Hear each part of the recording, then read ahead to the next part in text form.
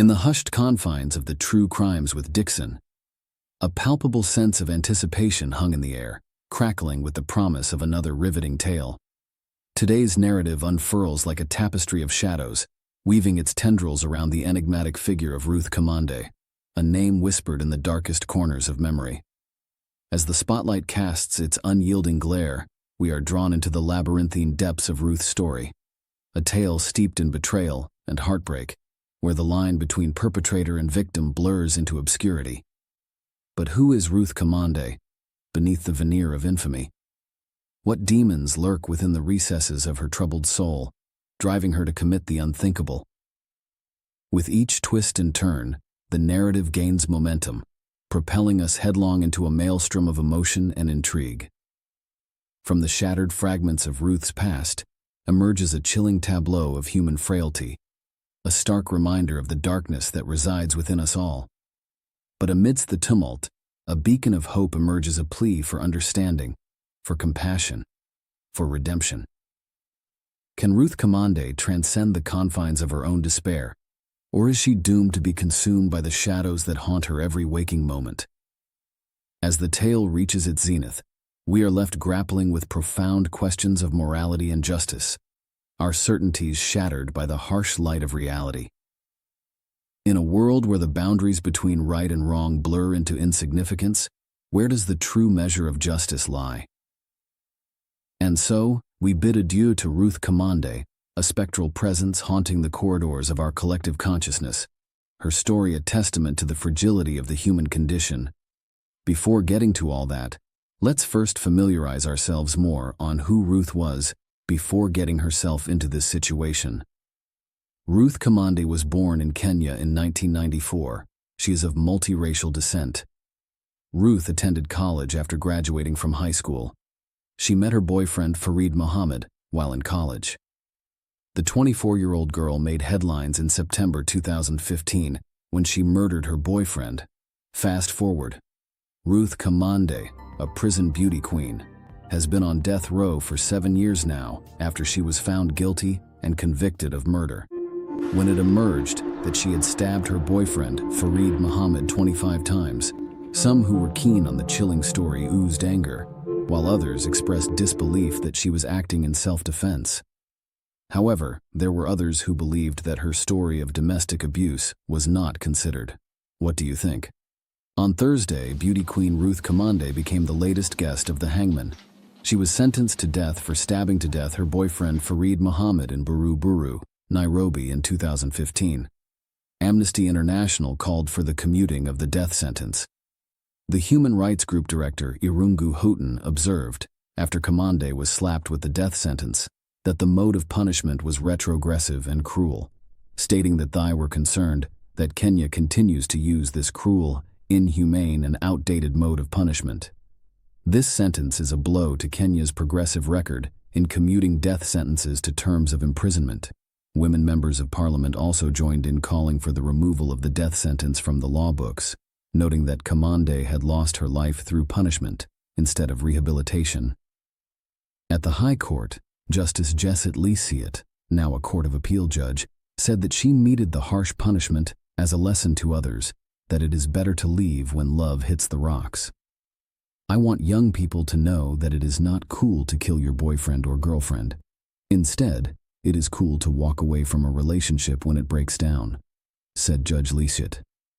Aggrieved, Kamande moved to the Court of Appeal, arguing that although the state had claimed that she had previously seen some letters her boyfriend had written to another woman, she had reconciled with him to the extent that she would go cook for him. Kamande said that she stabbed Muhammad in self-defense, adding that there was proof there was a struggle between them because she also had injuries. But Court of Appeal judges Hannah Okwengu, Muhammad Warsam, and Jamila Muhammad declined to tilt the scales of justice in her favor. Kamande's story and quest to tell her side of the story is, however, not over yet. The Court of Appeal has certified her case to be of public importance and escalated it to the Supreme Court. Kamande will not be the poster girl of a landmark battle on whether women who are victims of domestic violence deserve a different look from other villains. Judge Lisiet hay this for the couples who are undergoing domestic violence. Run for your lives. both women and men who are abused. There is no love that can never be lost. Yet love should never be lost by killing one another. Find an escape route to safety. Do not condone violence being meted on you. Meanwhile, in Kamande's case, Court of Appeal judges Asike Makandia, Agnes Murgor and Sankaleole Kantai were unanimous that battered women syndrome is still fresh in the country. However, in agreement with Kamande's lawyers Githu Muigai and Wambui Muigai, they noted that Kenya does not have a solid direction of dealing with such cases. Professor Muigai argued that self-control as theorized and endorsed in law ideally proceeds from the old traditional stereotypical understanding of human psychology, that anger is instantaneous from a significant event that precipitates loss of self-control for the person, and as such the offense of murder is placed distinctly from past abuse. The former Attorney General submitted that there had been increased cases of domestic violence. He was of the view that the appeal at the Supreme Court will address the rights of victims of domestic violence, the proper and applicable legal principles in a self-defense plea, and the appropriate test for provocation raised in a battered women syndrome defense.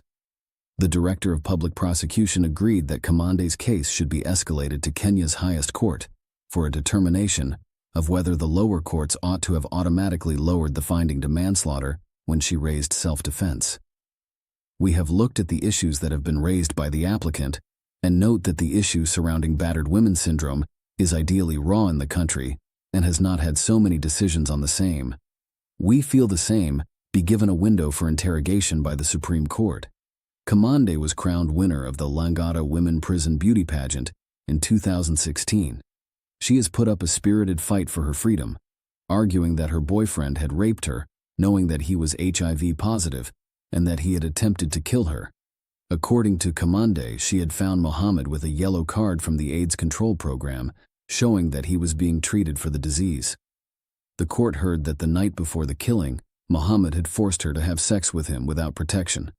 After confronting him, she testified, Mohammed attempted to kill her, and she stabbed him in the ensuing scuffle.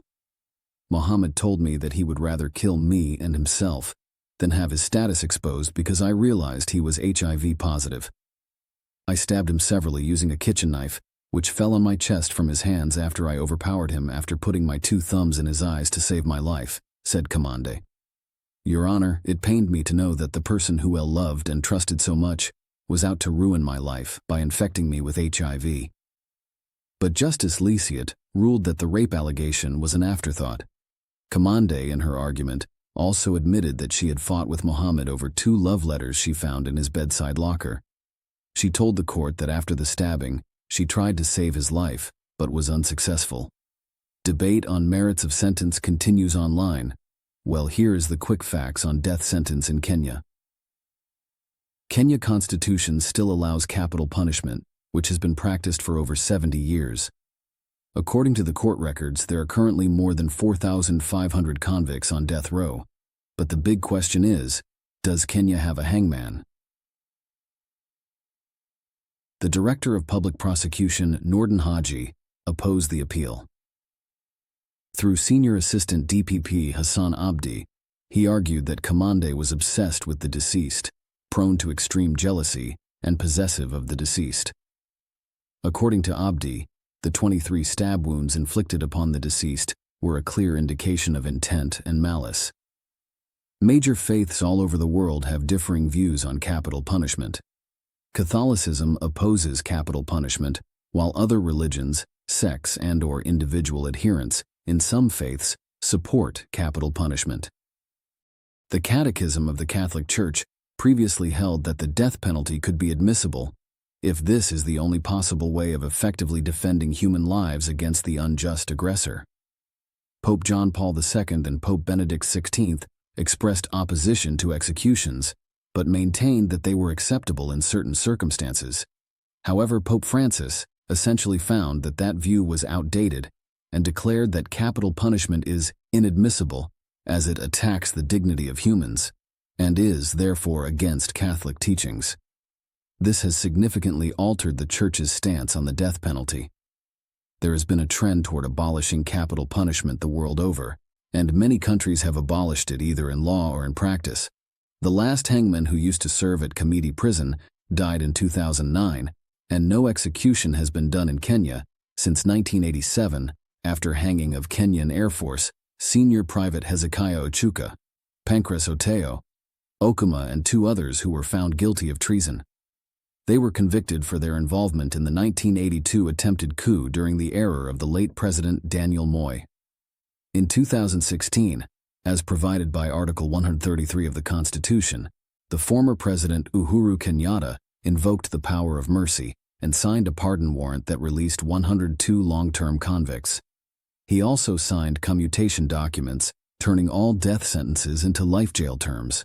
While in prison, Ruth sat for the Kenya Certificate of Secondary Education examination, scored an A-, and trained as a paralegal.